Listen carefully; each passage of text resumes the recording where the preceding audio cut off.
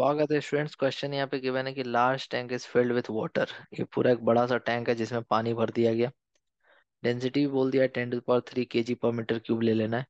A small hole is made at a depth of 10 metre. ये जो free surface है उससे 10 मीटर नीचे जाके एक होल बना दिया गया जिससे पानी बाहर निकलेगा और रेंज आर यहाँ पे बना रहा है। What extra pressure must be applied on the water surface so that the range becomes 2R? कितना एक्स्ट्रा प्रेशर हम यहाँ पी लगा दे। पहले पी नॉट लग ही रहा था लेकिन अब एक्स्ट्रा प्रेशर इसके साथ पी लगा दे ताकि रेंज जो है वो डबल हो जाए। ठीक है, देखो, सबसे पहले तुम ये समझो कि जो रेंज है उसका फॉर्मूला हम क्या लिख सकते हैं।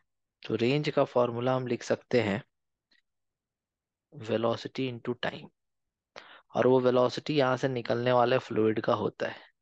और अकॉर्डिंग टू टोरिसेलिस थ्योरम जो भी फ्लूइड किसी होल से निकल रहा होता है उसका वेलोसिटी उसके ऊपर के लिक्विड के लेवल पे डिपेंड करता है। और वो होता है √2GH। तो रेंज हो जाएगा √2GH × T। अब तुम एक बात बताओ, तुमको हाइट तो चेंज करने बोला ही नहीं है, ना ही तुम टाइम चेंज करोगे, क्योंकि हाइट जितना है ग्राउंड से उस होल का वो तो फिक्स है, तो नीचे गिरने का टाइम तो वही रहेगा, हाइट भी वही रहेगा। अब ये बोल रहा है कि रेंज को डबल करके बता दो। तो रेंज को डबल करने के लिए भाई बिना वेलोसिटी डबल किए तो हम कर ही नहीं सकते, क्योंकि टाइम में कोई चेंज होगा नहीं, क्योंकि जो होल है उसका हाइट यहाँ से सेम है। तो जितना देर में गिरेगा नीचे वो पहले भी उतना ही था और बाद में भी उतना ही रहेगा, तो टी में तो कोई चेंज तुम कर नहीं पा रहे हो। वेलोसिटी में चेंज करने के लिए √2GH का सहारा लेना पड़ेगा। लेकिन एक बात समझो कि ये जो √2GH है ये तब लेते थे जब ये एंड खुला हो और यहाँ से एटमॉस्फेरिक प्रेशर लग रहा हो। अगर हम इसके साथ एक एक्स्ट्रा प्रेशर पी दे दे तो ये √2GH नहीं लेंगे हम उस टाइम सिंपल भाषा में ऐसे ही समझेंगे कि range is equal to velocity into time, जिसमें टाइम का वैल्यू हम चेंज कर नहीं पाएंगे। तो टाइम का वैल्यू अगर हम चेंज कर नहीं पाएंगे तो वेलोसिटी को डबल करेंगे तभी रेंज डबल हो पाएगा।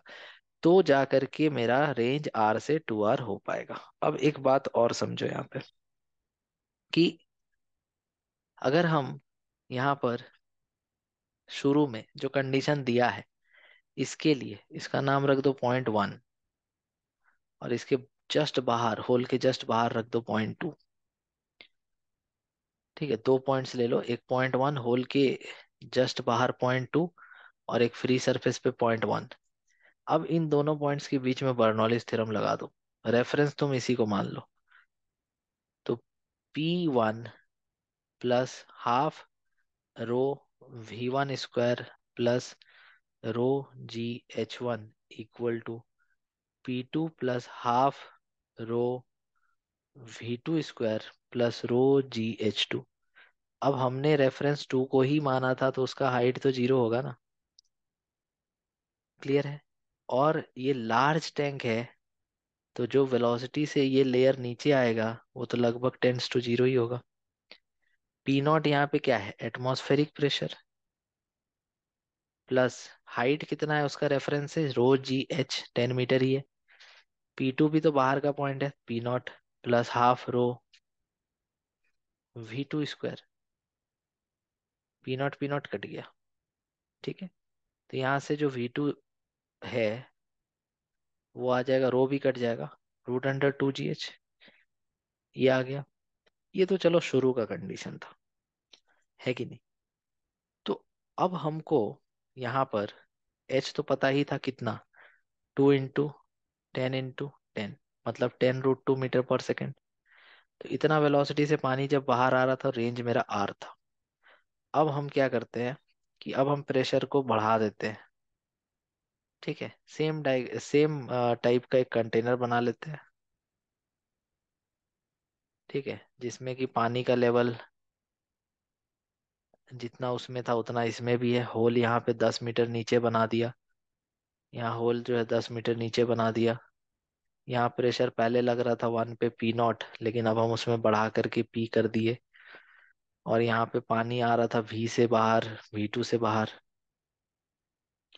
इस पॉइंट का नाम हमने 2 रखा, इस पॉइंट का नाम हमने 1 रखा। और जो रेंज है वो पहले R था अब हो गया 2R।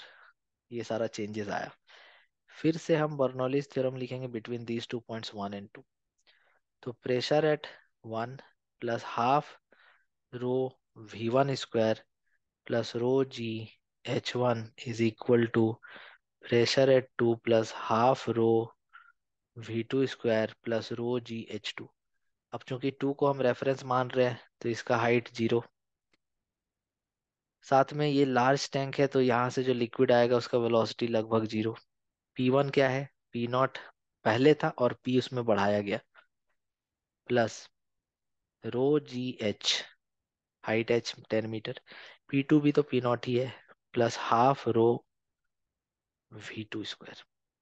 P0 से P0 कट गया, इधर क्या आ गया, P plus rho GH is equals to half of rho V2 square. तो देखो, रेंज अगर तुमको डबल करना है तो जो वेलोसिटी है उसको भी डबल करना होगा। ये पहले ही बताया हम कि रेंज जो है वो वेलोसिटी इनटू टाइम है। तो टाइम को तो छेड़छाड़ कर नहीं सकते, वो तो जैसा था वैसे ही रहेगा। तो P इक्वल टू क्या हो जाएगा, half rho V2 square minus rho GH। तो हाफ रो कॉमन ले लो, तो 10⁻³ है वो, इधर V² बाई 2 आ जाएगा।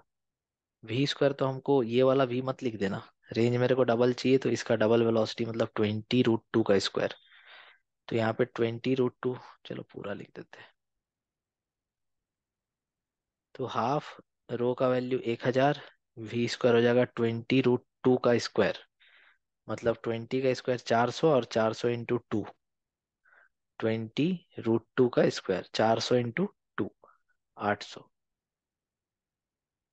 Minus 1000 into 10 into 10।